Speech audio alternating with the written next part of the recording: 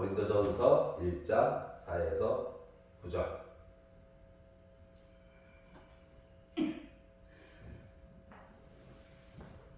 고린도전서 1장 4에서 9절입니다. 자, 다 함께 짧으니까 우리 다 함께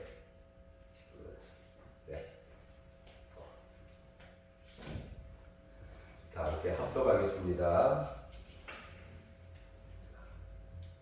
합독하겠습니다. 그리스도 예수 안에서 너희에게 주신 하나님의 은혜로 말미암아 내가 너희를 위하여 항상 하나님께 감사하노니 이는 너희가 그 안에서 모든 일, 곧 모든 언변과 모든 지식의 풍족함으로 그리스도의 증거가 너희 중에 견고하게 되어 너희가 모든 은사에 부족함이 없이 우리 주 예수 그리스도의 나타나심을 기다립니다.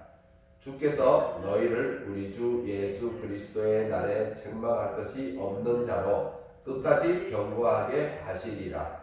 너희를 불러 그의 아들 예수 그리스도 우리 주와 더불어 교제하게 하시는 하나님은 미쁘시도다. 아멘.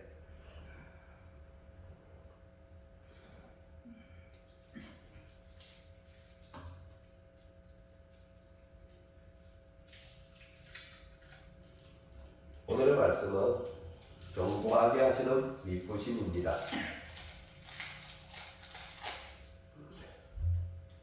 어떻게 감기 때문에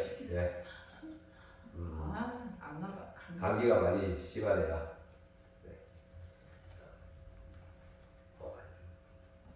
우리가 자기 자신에게 한번 물어볼까요?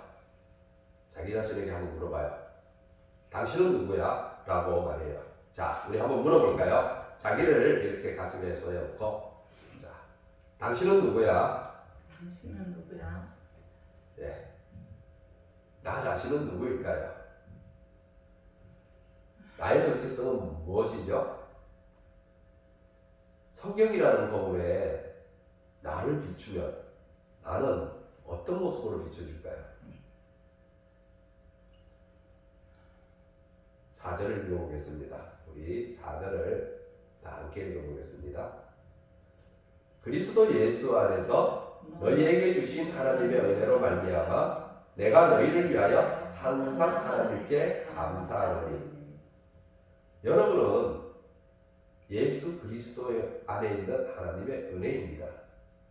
그러니까 여러분을 성경에 비춰보면 예수 그리스도 안에 있는 하나님의 은혜로 보이게 됩니다. 그렇다면 남들이 여러분을 봤을 때도 하나님의 은혜로 보게 되겠죠. 그래서 여러분은 등경 위에 올려놓은 등불이 됩니다. 하나님의 은혜가 여러분을 통해서 보여지게 되는 거죠. 예수님이 이렇게 말씀하셨습니다. 누구든지 등불을 켜서 음속에 또는 말 안에 두지 아니하고 등경 위에 두나니 이는 들어가는 자로 그 빛을 보게 하려 함이라. 들어가는 자로 빛을 보게 한다. 여러분이 등경 위에 있으면 하나님이 보입니다. 하나님을 보호자로 두고 있고 하나님의 도움을 구할 수 있고 거기다 천국을 소유했습니다. 친구가 봤을 때, 이웃이 봤을 때 우리는 구원의 확신이 넘치는 사람입니다. 따라서 항상 하나님께 감사할 수밖에 없습니다. 이와 같아서 바울도 내가 너희를 위하여 항상 하나님께 감사한다라고 하는 거죠. 그런데 오늘의 말씀 4절에서 9절의 바울의 감사는 하나님의 은혜에 대한 감사이면서 고린도 교회 성도들의 모습을 하나님의 복음이라는 거울에 비춰서 보여주려고 하고 있습니다. 그래서 바울은 5절에 이렇게 말하는데 5절 다 같이 읽어볼까요? 5절 다 같이 읽어보겠습니다. 자, 읽겠습니다. 이는 너희가 그 안에서 모든 일, 곧 모든 은변과 모든 지식에 풍족함으로. 아멘. 모든 은변과 모든 지식에 풍족하다고 하는데 어디서 풍족하다고 하냐면 그 안에서 예수 그리스도 안에서 풍족하다고 합니다. 그런데 이러한 4절에서 9절까지의 긍정적인 감사의 말과는 달리 우리가 고린도전서를 읽어보면 10절부터 그 이하는 바울이 고린도 교회가 가지고 있는 문제에 대응하기 위해 그 문제점들을 지적하고 그것에 대해 복음을 전개하고 있습니다. 그러니까 요 4절에서 9절의 말과 그 이후의 모든 고린도전서의 말은 서로 반대인 거죠. 고린도라는 도시는 교통의 중요한 길목에 위치해 있습니다. 해상과 육상 모두를 아우르는 교통의 중요한 지점이었죠. 이곳에는 다양한 민족들이 살고 있었는데 아시아, 아프리카, 유럽에 여러 사람들이 모여 살았습니다. 이렇게 다양한 사람들이 살다 보니 문화적으로도 또 종교적으로도 서로 섞이게 됩니다. 다양하고 섞여 있습니다. 그래서 혼합주의가 성행했습니다. 많은 신전과 우상들이 있었고 더군다나 철학과 수사학 등 학문이 또 발달하여 학교들도 많이 생겨났습니다. 한편 도시는 부유했고 사람들은 도시의 부유함에 취해 있었죠. 향락적이었고 도덕적으로는 좀 아닌 모습을 보이기도 했으며 한편 지적으로는 또 매우 강한 자부심을 가지고 있었습니다. 지혜롭게 말하고 아름답게 말하는 것을 매우 가치 있게 생각했던 고린도 사람들이었습니다. 그래서 고린도 사람처럼 말한다라는 표현이 있는데 이는 매우 설득력 있고 조리 있게 그리고 수사학적으로 말을 잘하는 것을 나타내는 가정구입니다. 이러한 배경이 고린도 교회 안으로 들어왔습니다. 그래서 감사의 말을 시작하는 부분에서 바울은 모든 언변과 모든 지식에 풍족하다라는 말을 꺼냅니다. 그렇다면 고린도 교회가 풍족히 가지고 있다는 지식과 그들이 펼치는 언변은 무엇이었을까요? 먼저 그들이 옛사람의 모습을 완전히 버리지 못했다는 겁니다. 그래서 옛사람의 지식에 묶여 있었는데요. 세상의 지식을 말하는 거죠. 고린도 교회 성도들이 가지고 있는 지식은 세상의 지식이었고 그 지식을 가지고 교회 안에서 복음과 결합시키면서 구원의 얘기를 해나갔던 겁니다. 이 상황을 5절에서 말씀하고 있는 겁니다. 너희가 예수 안에서 세상의 언변과 세상의 지식이 넘친다고 말하는 겁니다. 세상의 지식으로 하나님의 복음이 어떠어떠하다, 우리의 구원이 어떠어떠하다 라고 말하는 겁니다. 그러면 어떻게 해야 될까요? 잘못된 말을 합니다. 틀린 말을 하는 거죠. 비슷할지는 몰라도 본질적으로는 복음과 상관없는 말을 하게 됩니다. 이것이 더 나아가면 이단이 되는 겁니다. 그러니까 옛사람의 모습을 버려야 하죠. 옛사람의 지식을 버려야 합니다. 새 사람을 입어야 하죠. 그리고 새 사람의 지식을 소유해야 합니다. 에베소서 4장 24절을 다 같이 읽어보겠습니다. 에베소서 4장 24절. 에베소서 4장 24절.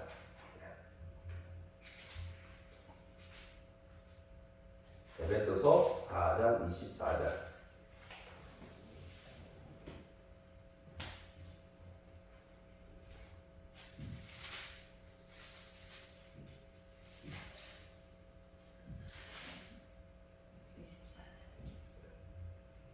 에베소서 4장 24절. 오늘은 좀 본문을 따라 읽는 게 많은데 좀 성가시고 귀찮더라도 따라 읽었으면 좋겠습니다. 제가 요 PPT를 조금 더 크게 키웠으면 일일이 안 찾아도 되는데 좀 글자가 작습니다.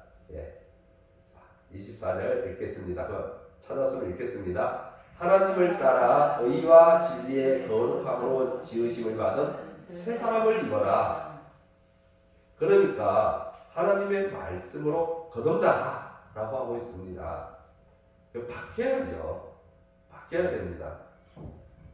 성경은 우리가 바뀌기를 원하는데 우리는 어떨까요? 자, 그 다음에 골로새서 3장 10절을 읽어보겠습니다. 골로새서 3장 10절.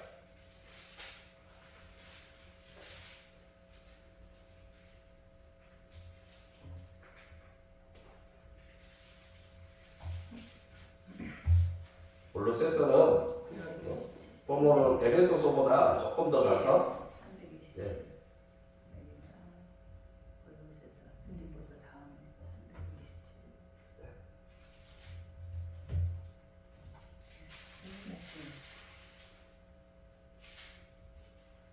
골로새서 3장 10절 찾으셨으면 또 다 함께 읽겠습니다. 다 함께 읽겠습니다. 새 사람을 입었으니 이는 자기를 창조하신 이의 형상을 따라 지식에까지 새롭게 하심을 입은 자니라.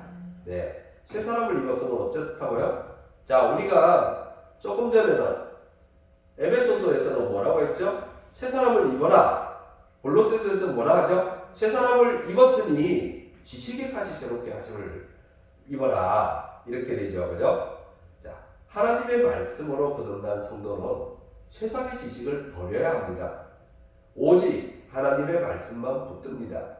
지식이 새롭게 되는 거죠. 하나님의 뜻을 아는 지식이 새롭게 됩니다. 구원을 아는 지식이 새롭게 됩니다. 성경의 말씀은 일관되게 말하는 것이 있는데 육신의 사람과 성령의 사람의 대조입니다. 즉 옛사람과 새사람의 대조인 거죠. 거듭난 사람이냐 거듭나지 못한 사람이냐. 우리가 세상에 살 때는 육신의 사람이었습니다. 이는 거듭나기 전의 사람으로 옛사람인 거죠. 그래서 육신의 지식을 가지고 육신의 안목을 따라 살아왔었습니다.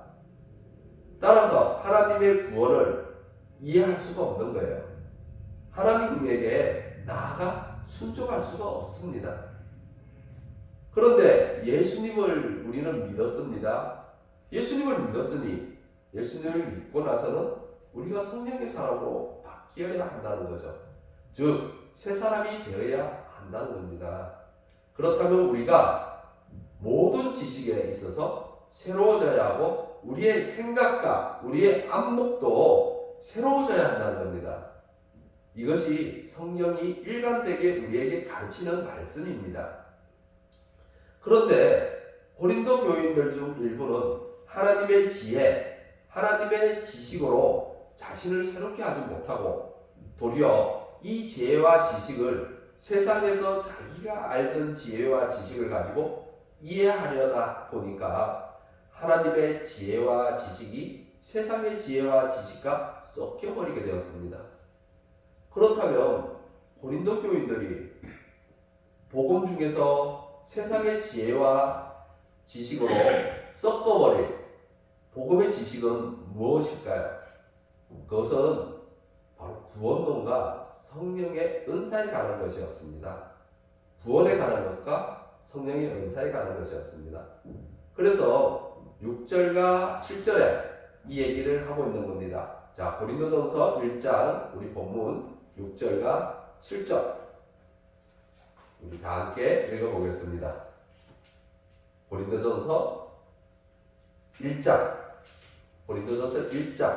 우리 오늘 본문 고린도전서 1장 6절 7절을 자 같이 읽겠습니다. 그리스도의 증거가 너희 중에 견고하게 되어 너희가 모든 은사에 부족함이 없이 우리 주 예수 그리스도의 나타나심을 기다립니다. 6절에 보시면 그리스도의 증거가 너희 중에 견고하다고 하지 않습니까? 이는 성령의 은사에 관한 것입니다. 7절의 말씀에서 보듯이 종말을 7절은 말씀에서 보듯이 종말을 기다리고 있었습니다. 구원에 관한 거죠. 즉 6절과 7절을 합쳐서 성령의 은사와 구원에 관한 얘기를 하고 있습니다. 이들은 성령의 은사를 넉넉히 받고 또 종말을 기다리고 있습니다. 그런데 잘못된 구원론과 잘못된 성령의 은사를 가지고 기다리고 있는 거죠. 그래서 바울은 편지의 감사 부분에서 이 내용을 감사의 말로 돌리면서 고린도 교회에서 발생하는 문제들의 주요 원인을 제시하고 있는 겁니다. 성경은 이 오류가 왜 나타나게 되었는지는 밝히지 않아서 그 원인을 단정하기는 어렵지만 그들은 오래전부터 영지주의적 사고방식을 가지고 있었습니다. 따라서 바울이 전하는 구원론, 즉 종말론적인 이혼론을 자신들이 세상에서 획득했던 영지주의적 지식과 섞어버립니다. 이렇게 영지주의적 지식과 섞인 구원론은 현재의 자신들의 삶을 중요하게 여기지 않습니다. 현재의 삶이 중요한 게 아니죠. 현세의 삶은 중요한 것이 아니고 현실에서의 우리의 신앙의 모습, 그게 그다지 중요하지 않습니다. 그러니 우리가 어떻게 살든 구원과는 상관없는 거죠. 이 고린도 교회 사람들의 일부가 이렇게 말하고 다니는 겁니다. 영지주의적 지식은 영육이혼론이 대표적인데, 영육이혼론이란 육체는 본래부터 악하고 영은 본래부터 선하다라는 관념을 갖고 있습니다. 그러니까 육체는 본래부터 악하기 때문에 이거는 구원받을 수 없는 겁니다. 구원을 받는 것은 영만 받는다는 얘기죠. 그래서 영혼이 육체를 탈출하는 것, 그것을 구원으로 받습니다. 영혼이 육체를 탈출하는 것은 언제 탈출합니까? 죽을 때. 죽을 때 영혼이 육체를 떠납니다. 그래서 이 죽을 때를 구원으로 본 겁니다. 그러다 보니까 그들은 이미 영혼이라는 것은 선하기 때문에 구원을 받은 것, 구원이 완료된 것으로 본 겁니다.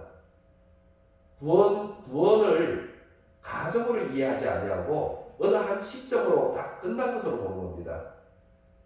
그런데 성경이 말하는 것은 어느 한 시점으로 끝났다는 얘기를 하지 아니하거든요. 성경은 구원을 가정으로 얘기하고 있습니다. 우리가 예수를 믿고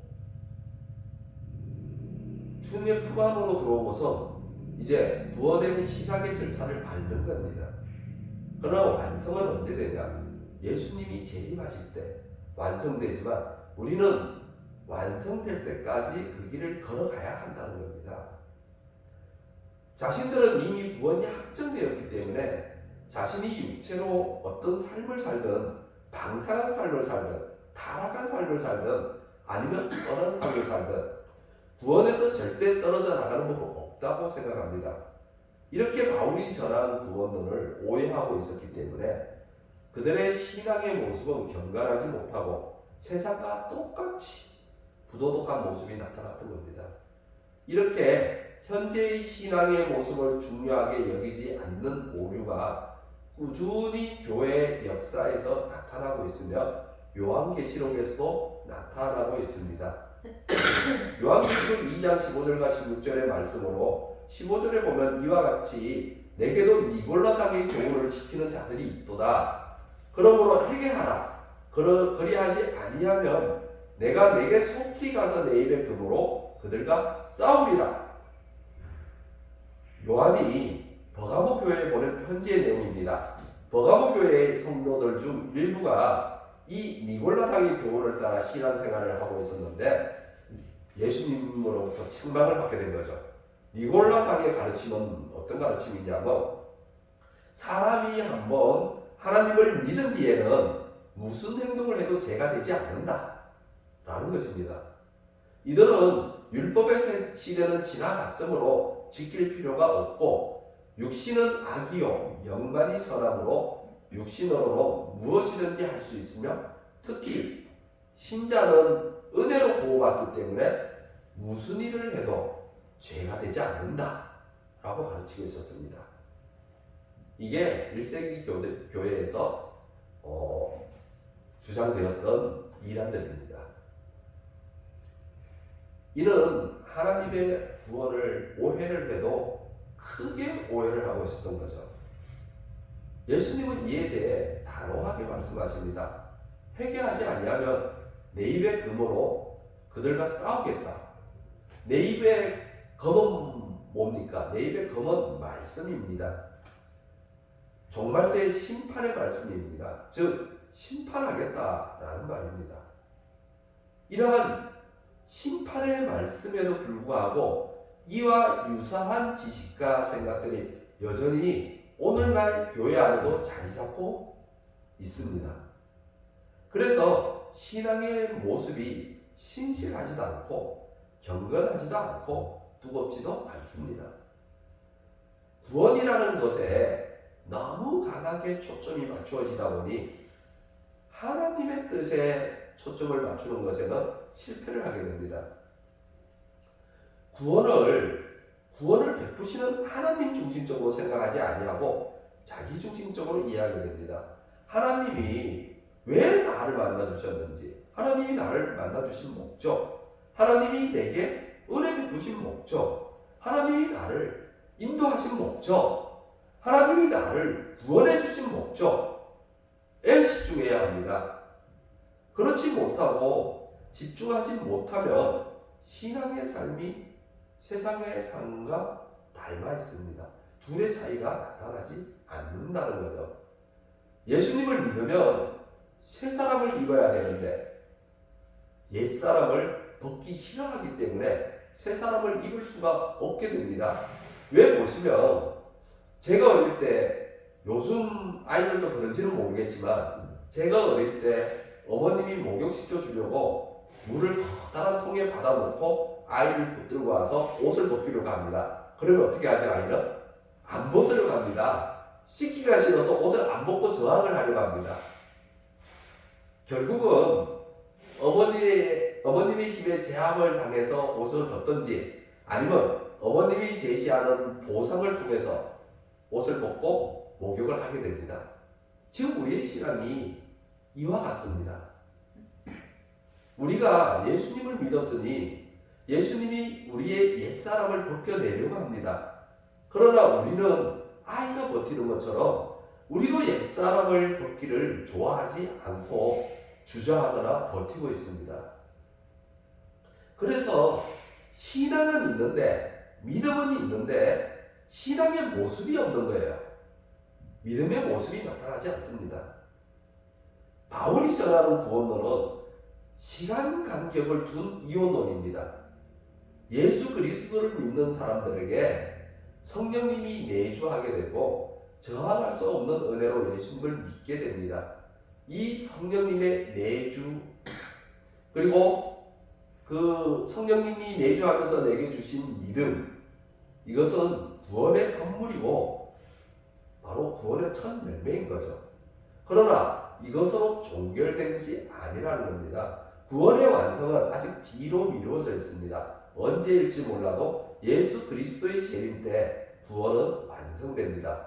그래서 시간 간격이 존재하는데, 그러면 우리는 이 시간 간격 안에서 어떻게 소망하며 고대하고 살아가야 하겠습니까? 이 때문에 우리는 계속해서 이 땅에 살아야 하고 육신의 죄에 노출이 되어야 하고 죄와 싸워야 하고 온갖 상황에 얽매이게 되는데 그럴싸한 이유에도 붙들리게 됩니다. 그러나 그 과정 속에서 우리 안에 있는 찌꺼기들을 빼내어서 정금과 같이 우리가 되어야 한다는 거죠. 이것이 머리이신 그리스도에게까지 자라가는 것이며 자신의 신앙의 무게를 책임지는 성숙한 신앙인이 되어가는 겁니다. 히브리서 12장 1절과 2절을 함께 읽겠습니다. 히브리서 12장.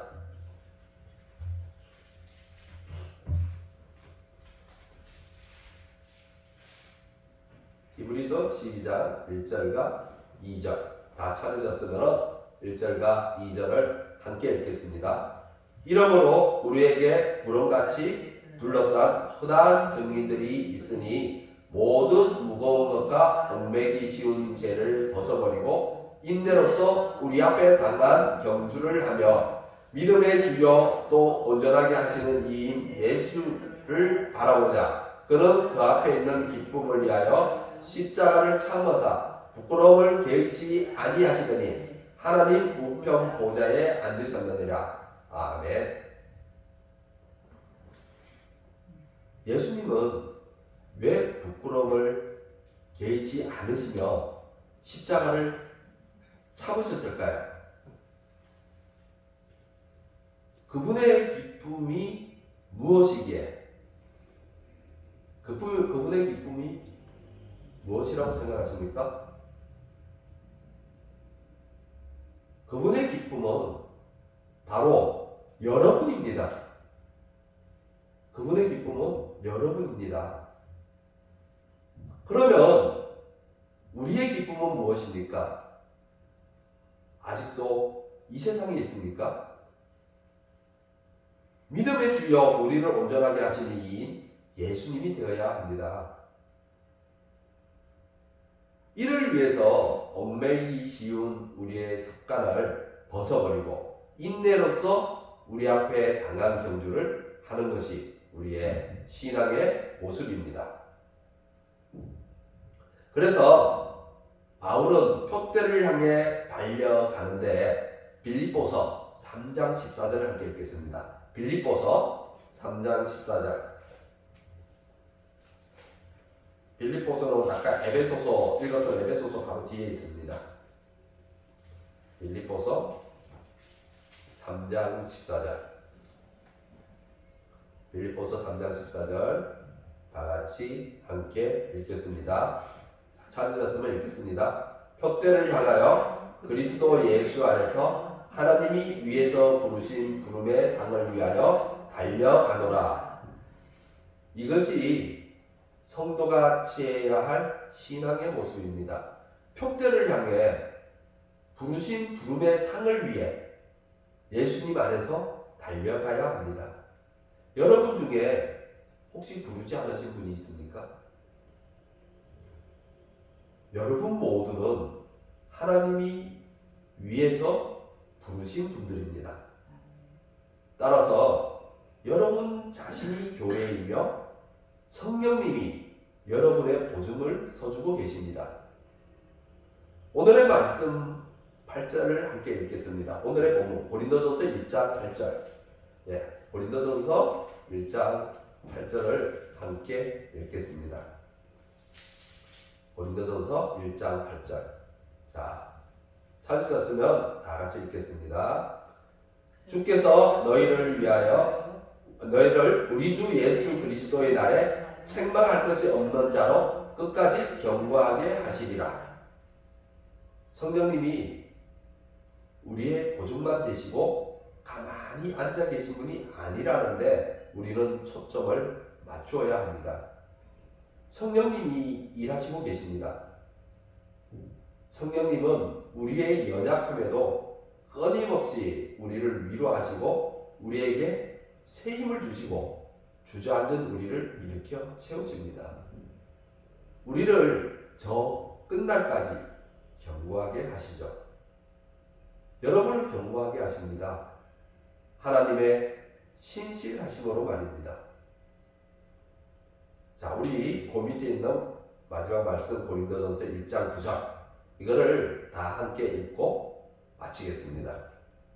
자, 다 함께 읽겠습니다. 너희를 불러 그의 아들 예수 그리스도도 우리 주와 더불어 교제하게 하시는 하나님은 미쁘시도다. 아멘. 기도하겠습니다.